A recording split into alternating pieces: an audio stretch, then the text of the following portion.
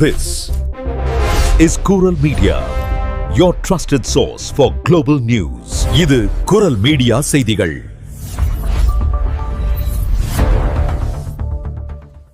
இது குரல் மீடியாவின் இன்றைய பிரதான செய்திகள். செய்திகளை வாசிக்கும் நான் கோகுலநாதன் தமிழினி. முதலில் தலைப்புச் செய்திகள்.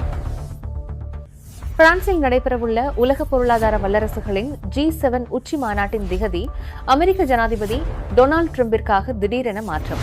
பிரெஞ்சு ஆல்ப்ஸ் மலைப்பகுதியில் பனிச்சறுக்கு விளையாடச் சென்ற பிரித்தானிய சுற்றுலா பயணி ஒருவர் பனிப்பாறை சரிவில் சிக்கி உயிரிழப்பு. உலக அளவில் நிலவும் போர் சூழலுக்கு மத்தியில் பிரான்சின் டசால்ட் ஏவியேஷன் நிறுவனம் கடந்த ஆண்டு பெரும் லாபத்தை ஈட்டியுள்ளதாக தகவல். பிரான்ஸ் அரசின் கடும் எதிர்ப்பையும் விவசாயிகளின் இடைவிடாத போராட்டத்தையும் மீறி மெர்கோசூர் சுதந்திர வர்த்தக ஒப்பந்தத்திற்கு ஐரோப்பிய ஒன்றியத்தின் பெரும்பான்மையான நாடுகள் ஒப்புதல்.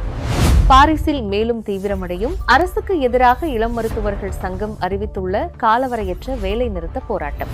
மீண்டும் சட்ட போராட்டத்தை கையில் எடுத்துள்ள நீர்நிலை பாதுகாப்பு போராட்டத்தின் போது காவல்துறையினரின் நடவடிக்கையால் படுகாயமடைந்தவர்கள். வரும் மார்ச் மாதம் நடைபெறவுள்ள பாரிஸ் நகராட்சி தேர்தலில் வாக்களிக்கும் முறையில் வரலாற்று ரீதியான மாற்றம். முதியோர் இல்லத்தின் இயக்குநர் ஒருவர் அங்கு வசித்த 90 வயது மூதாட்டியிடம் இருந்து சுமார் 8 லட்சம் யூரோக்களை மோசடி செய்த சம்பவம். நாட்டின் பாதுகாப்புக்கு அச்சுறுத்தலாக கருதப்படும் வெளிநாட்டவர்களை எளிதாக வெளியேற்றுவதே முக்கிய நோக்கம். நீஸ் நகர்மன்ற வேட்பாளர் எரிக் சியோட்டி தெரிவிப்பு. தொடர்பான விரிவான செய்திகள். பிரான்சில் நடைபெறவுள்ள உலக பொருளாதார வல்லரசுகளின் G7 உச்சி மாநாட்டின் திகதி அமெரிக்க ஜனாதிபதி டொனால்டு டிரம்பிற்காக திடீரென மாற்றப்பட்டுள்ளது. பிரான்சின் ஏவியன் லெஸ் வெயின்ஸ் நகரில் வரும் ஜூன் மாதம் 14ஆம் திகதி முதல் 16ஆம் திகதி வரை இந்த மாநாடு நடைபெறுவதாக இருந்தது. ஆனால் தற்போது மாநாடு ஒரு நாள் தள்ளி வைக்கப்பட்டு ஜூன் 15ஆம் திகதி தொடங்கும் என அறிவிக்கப்பட்டுள்ளது. ஜூன் 14ஆம் திகதி அமெரிக்க ஜனாதிபதி டொனால்டு டிரம்பின் 80வது பிறந்த நாளாகும். அன்றைய தினத்தை விமரிசையாக கொண்டாட திட்டமிட்டுள்ள டிரம்ப் வெள்ளை மாளிகையில் ஒரு மிக்சட் மார்ஷியல் ஆர்ட்ஸ் சண்டை போட்டியை நடத்த ஏற்பாடு செய்துள்ளாராம். இதனால் அவரால் ஜூன் 14 அன்று பிரான்ஸ் வர முடியாது என்பதால் மாநாட்டின் திகதியையே மாற்ற வேண்டிய சூழல் ஏற்பட்டுள்ளது. இதுகுறித்து பிரான்ஸ் ஜனாதிபதி அலுவலகம் கூறுகையில் அனைத்து உறுப்பு நாடுகளுடனும் கலந்தாலோசித்தே இந்த முடிவு எடுக்கப்பட்டது என்று கூறியுள்ளது. ஆனால் G7 மாநாட்டில் அமெரிக்க ஜனாதிபதி கலந்து கொள்வது மிக அவசியம் என்றும் அதனால் அவர் வசதிக்கேற்பவே திகதி மாற்றப்பட்டுள்ளது என்றும் அமெரிக்க உயர் அதிகாரி ஒருவர் தெரிவித்துள்ளார். தற்போது ஒரு தனிப்பட்ட நபரின் பிறந்தநாள் கொண்டாட்டத்திற்காக உலக உச்சி மாநாட்டின் திகதி மாற்றப்பட்டுள்ளது சர்வதேச அரங்கில் பேசுபொருளாகியுள்ளது. பிரெஞ்சு ஆல்ப்ஸ் மலைப்பகுதியில் பனிச்சறுக்கு விளையாடச் சென்ற பிரித்தானிய சுற்றுலா பயணி ஒருவர் பனிப்பாறை சரிவில் சிக்கி உயிரிழந்துள்ளார். நேற்று ஞாயிற்றுக்கிழமை மதியம் 50 வயது மதிக்கத்தக்க அந்த பிரித்தானியர் பனிச்சறுக்கில் ஈடுபட்டிருந்த போது எதிர்பாராத விதமாக பனிப்பாறை சரிவு ஏற்பட்டது. இதில் அவர் பனிக்குள் இழுத்துச் செல்லப்பட்டார். உடனடியாக தகவல் அறிந்து விரைந்து வந்த மருத்துவ குழுவினர் மற்றும் மீட்பு குழுவினர் என சுமார் 50 பேர் கொண்ட குழுவினர் தீவிர தேடுதல் வேட்டையில் ஈடுபட்டனர். சுமார் 50 நிமிட தேடுதலுக்கு பிறகு பனியில் 2.5 மீட்டர் ஆழத்தில் புதையுண்ட நிலையில் அவரை கண்டுபிடித்தனர். ஆனால் துரதிருஷ்டவசமாக அவர் ஏற்கனவே உயிரிழந்திருந்தது தெரியவந்தது. அவரது உடலை மீட்ட குழுவினர் இதுகுறித்து தொடர் விசாரணைகளை மேற்கொண்டு வருகின்றனர். உலக அளவில் நிலவும் போர் சூழலுக்கு மத்தியில் பிரான்சின் டசால்ட் ஏவியேஷன் நிறுவனம் கடந்த ஆண்டில் பெரும் லாபத்தை ஈட்டியுள்ளது. கடந்த ஆண்டில் மட்டும் மொத்தம் 26 ரஃபால் போர் விமானங்களை நிறுவனம் விநியோகித்துள்ளது. இதில் 15 விமானங்கள் வெளிநாடுகளுக்கும் 11 விமானங்கள் பிரான்ஸ் இராணுவத்திற்கும் வழங்கப்பட்டுள்ளன. இது தவிர 37 வால்கன் வணிக ஜெட் விமானங்களும் தயாரிக்கப்பட்டுள்ளன. இதன் மூலம் டசால்ட் ஏவியேஷன் நிறுவனம் கடந்த ஆண்டில் 7 பில்லியன் யூரோகளுக்கும் அதிகமான வருவாயை ஈட்டிச் சாதனை படைத்துள்ளது. குறிப்பாக இந்தியாவுடன் கையெழுத்தான ஒப்பந்தத்தின் மூலம் மேலும் 26 ரஃபால் விமானங்கள் ஆர்டர் பட்டியலில் சேர்க்கப்பட்டுள்ளன. தற்போது மொத்தம் 220 விமானங்கள் விநியோகத்திற்காக நிலுவையில் உள்ளன. இது மட்டுமின்றி உக்ரைன் நாட்டிற்கு 100 போர் விமானங்களை வழங்கும் திட்டம் உறுதியானால் இந்த ஆண்டில் குறித்த எண்ணிக்கை இன்னும் அதிகரிக்கும் என எதிர்பார்க்கப்படுகிறது. இருப்பினும் தற்போதைய நிலையில் மாதம் ஒன்றுக்கு 3 விமானங்களுக்கும் குறைவாகவே உற்பத்தி செய்ய முடிவது ஒரு குறையாக பார்க்கப்படுகிறது. இதில் சரி செய்ய 2028 ஆண்டு முதல் மாதத்திற்கு 4 விமானங்களை தயாரிக்கும் அளவிற்கு வேகத்தை அதிகரிக்க திட்டமிட்டுள்ளதாக டசால்ட் நிறுவனம் தெரிவித்துள்ளது. பிரான்ஸ் அரசின் கடும் எதிர்ப்பையும் விவசாயிகளின் இடைவிடாத போராட்டத்தையும் மீறி மெர்கோசூர் எனப்படும் சுதந்திர வர்த்தக ஒப்பந்தத்திற்கு ஐரோப்பிய ஒன்றியத்தின் பெரும்பான்மையான நாடுகள் ஒப்புதல் அளித்துள்ளன. இந்த வாக்கெடுப்பில் பிரான்சிற்கு துணையாக இருக்கும் என எதிர்பார்க்கப்பட்ட இத்தாலி ஒப்பந்தத்திற்கு ஆதரவாக வாக்களித்தது பெரும் திருப்புமுனையாக அமைந்தது. இத்தாலியின் ஆதரவு கிடைத்ததால் ஒப்பந்தத்தை நிறைவேற்ற தேவையான பெரும்பான்மை பலம் ஐரோப்பிய ஒன்றியத்திற்கு கிடைத்தது. இதனைத் தொடர்ந்து வரும் ஜனவரி 17 வராகவே நாட்டில் இந்த ஒப்பந்தம் அதிகாரப்பூர்வமாக கையெழுத்தாக உள்ளது. 25 ஆண்டுகளுக்கு மேலாக பேச்சுவார்த்தையில் இருக்கும் இந்த ஒப்பந்தம் ஐரோப்பா மற்றும் பிரேசில், அர்ஜென்டினா உள்ளிட்ட நாடுகளை இணைத்து சுமார் 700 மில்லியன் மக்களை கொண்ட உலகின் மிகப்பெரிய வர்த்தக மண்டலத்தை உருவாக்கும். இது ஐரோப்பிய பொருளாதாரத்தை வளர்க்கும் என ஆதரவு நாடுகள் கூறினாலும் தென் அமெரிக்காவிலிருந்து இறக்குமதியாகும் மலிவான விவசாய பொருட்கள் ஐரோப்பிய விவசாயிகளின் வாழ்வாதாரத்தை அழித்துவிடும் என்றும் சுற்றுச்சூழல் பாதிப்பை ஏற்படுத்தும் என்றும் பிரான்ஸ் தொடர்ந்து எச்சரித்து வருகிறது. இந்நிலையில் இந்த வாக்கெடுப்பில் தோல்வியடைந்தாலும் பிரான்ஸ் தனது போராட்டத்தை கைவிடவில்லை. அடுத்த கட்டமாக ஐரோப்பிய பாராளுமன்றத்தில் இந்த ஒப்பந்தத்தை எதிர்த்து முறியடிக்கப் போவதாக பிரான்ஸ் அறிவித்துள்ளது. பாரிஸில் இளம் மருத்துவர்கள் சங்கம் அறிவித்துள்ள காலவரையற்ற வேலைநிறுத்த போராட்டம் மேலும் தீவிரமடைந்துள்ளது. கடந்த ஜனவரி 5 தொடங்கிய இந்த போராட்டம் அரசின் புதிய சுகாதார கொள்கைகளுக்கு எதிராக முன்னெடுக்கப்படுகிறது. இதுகுறித்து சங்கத்தின் தலைவர் அன்னா போக்டர் கூறும்போது, அரசுக்கும் மருத்துவர்களுக்கும் இடையிலான பேச்சுவார்த்தை முற்றிலும் முறிந்துவிட்டது.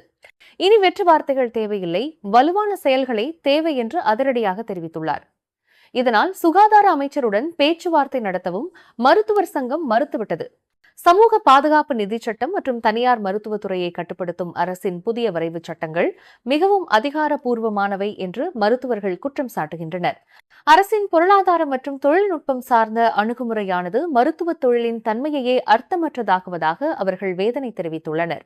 உண்மையான சமூக உரையாடல் மீட்கப்பட்டால் மட்டுமே போராட்டம் கைவிடப்படும் என்று இளம் மருத்துவர்கள் சங்கம் எச்சரித்துள்ளது. கடந்த 2023 ஆண்டு மார்ச் மாதம் சான் சயோலின் பகுதியில் நடந்த நீர்நிலை பாதுகாப்பு போராட்டத்தின் போது காவல்துறையினரின் நடவடிக்கையால் படுகாயமடைந்தவர்கள் மீண்டும் சட்ட போராட்டத்தை கையில் எடுத்துள்ளனர். காவல்துறையின் குண்டுவீச்சில் சிக்கி மிக்கேல் பூலே என்பவர் 10 நாட்களும், செர்ஜ் என்பவர் 2 மாதங்களும் கோமா நிலையில் உயிருக்கு போராடினர். இவர்களது புகார்களை கடந்த டிசம்பர் மாதம் நீதிமன்றம் தள்ளுபடி செய்திருந்தது. இந்நிலையில் தற்போது புதிய ஆதாரங்களுடன் வழக்கை மீண்டும் விசாரிக்க கோரி புதிய புகார் அளிக்கப் போவதாக பாதிக்கப்பட்டவர்களின் குடும்பத்தினர் தெரிவித்துள்ளனர். செர்ஜின் தந்தை இதுகுறித்து கூறும்போது, ஊடகங்களில் வெளியான வீடியோக்களில் காவல்துறையினர் வேண்டுமென்றே போராட்டக்காரர்கள் மீது நேராக குண்டுகளை வீசுவதும் காயமடைந்தவர்களை பார்த்து சிரிப்பதும் பதிவாகியுள்ளது என்று குற்றம் சாட்டியுள்ளார். முன்னதாக காவல்துறையின் நடவடிக்கை விதிமுறைகளுக்கு உட்பட்டது என்று கூறி நீதிமன்றம் வழக்கை முடித்து வைத்திருந்தது. ஆனால் இம்முறை பார்ட்டி சிவைல் என்ற முறையில் பொதுமக்கள் சார்பாக புதிய புகார் அளிக்கப்படுவதால் இந்த வழக்கை விசாரிக்க ஒரு தனி நீதிபதியை நியமிக்க வேண்டிய கட்டாயம் அரசுக்கு ஏற்பட்டுள்ளது. இதற்கிடையில் செயலிழந்த நீதித்துறைக்கு எதிர்ப்பு தெரிவிக்கும் வகையில் வரும் மார்ச் 25 நாடு முழுவதும் காவல் நிலையங்கள் மற்றும் ஆளுநர் அலுவலகங்கள் முன்பு மாபெரும் போராட்டம் நடத்த பாசன்ஸ் நான் மர்சி அமைப்பு அழைப்பு விடுத்துள்ளது. வரும் மார்ச் மாதம் 15 மற்றும் 22 நடைபெறவுள்ள பாரிஸ் நகராட்சி தேர்தலில் வாக்களிக்கும் முறையில் வரலாற்று ரீதியான மாற்றம் கொண்டுவரப்பட்டுள்ளது. கடந்த ஆண்டு ஆகஸ்ட் மாதம் PLM சட்டத்தில் செய்யப்பட்ட மாற்றத்தின் விளைவாக இம்முறை ஒவ்வொரு வாக்காளரும் ஒவ்வொரு சுற்றிலும் 2 முறை வாக்களிக்க வேண்டிய கட்டாயம் ஏற்பட்டுள்ளது. இதற்கு முந்தைய தேர்தல்களில் நீங்கள் மாவட்ட சபை உறுப்பினரை மட்டுமே தேர்ந்தெடுத்திருப்பீர்கள். அவர்கள் பின்னர் மேயரை தேர்ந்தெடுப்பார்கள். ஆனால் புதிய முறைப்படி நீங்கள் வாக்குச்சாவடிக்கு செல்லும்போது உங்களுக்கு 2 உரைகள் வழங்கப்படும். நீங்கள் 2 தனித்தனி வாக்குச்சீட்டுகளை தேர்வு செய்து 2 தனித்தனி பெட்டிகளில் இட வேண்டும். முதல் வாக்கு உங்கள் மாவட்ட சபை உறுப்பினருக்கானது. 2வது வாக்கு பாரிஸ் மேயரை தேர்ந்தெடுக்கும் அதிகாரத்தை கொண்ட பாரிஸ் பெருநகர சபை உறுப்பினருக்கானது. மேலும் இந்த தேர்தலில் வெற்றி பெறும் கட்சிக்கான கூடுதல் இடங்கள் 50% 25% குறைக்கப்பட்டுள்ளது குறிப்பிடத்தக்கது. எனவே நீங்களோ அல்லது உங்கள் குடும்பத்தினரோ இன்னும் வாக்காளர் பட்டியலில் பெயர் சேர்க்கவில்லை என்றால் உடனடியாக செயல்படுவது அவசியம். இணையதளம் மூலம் பதிவு செய்ய February 4 நேரடியாக நகரசபை அலுவலகத்தில் பதிவு செய்ய February 6 கடைசி நாட்களாக அறிவிக்கப்பட்டுள்ளன. வால்டோய்ஸ் பகுதியில் உள்ள முதியோர் இல்லம் ஒன்றில் நடந்த மோசடி குறித்த செய்தி ஒன்று வெளிவந்துள்ளது. ஓவன் நகரில் அமைந்துள்ள முதியோர் இல்லத்தின் இயக்குநர் ஒருவர் அங்கு வசித்த 90 வயதுக்கும் மேற்பட்ட மூதாட்டியிடம் இருந்து சுமார் 8 லட்சம் யூரோக்களை மோசடி செய்த குற்றத்திற்காக சிக்கியுள்ளார். அந்த மூதாட்டிக்கு வாரிசுகள் யாரும் இல்லை என்பதை தெரிந்து கொண்ட அந்த இயக்குநர் பல ஆண்டுகளாக அவருடன் பழகி நம்பிக்கையை வளர்த்து கொண்டுள்ளார். பின்னர் மூதாட்டியின் வங்கிக் கணக்குகளை கையாளும் அதிகாரம் பெற்று அந்த பணத்தை தனது தனிப்பட்ட செலவுகளுக்காக பயன்படுத்தியுள்ளார்.